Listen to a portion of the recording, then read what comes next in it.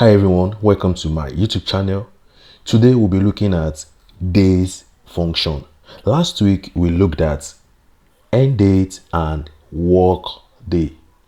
Now when we talk about days does one thing. Days calculates between the start date and the end date. And if you look at my screen, we have a start date 1/2/2025 and end date 12/31/2025.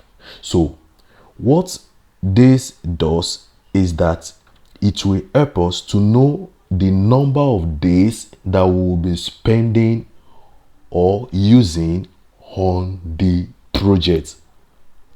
Very simple. Now let's apply the function.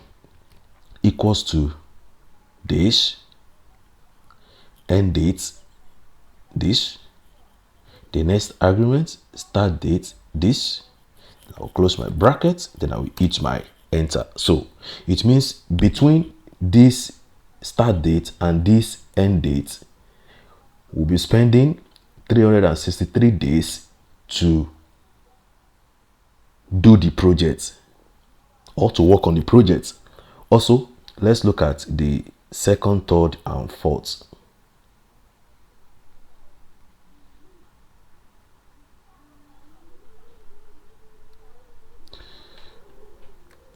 So for the second, third, and fourth, we have 242 days for this and this.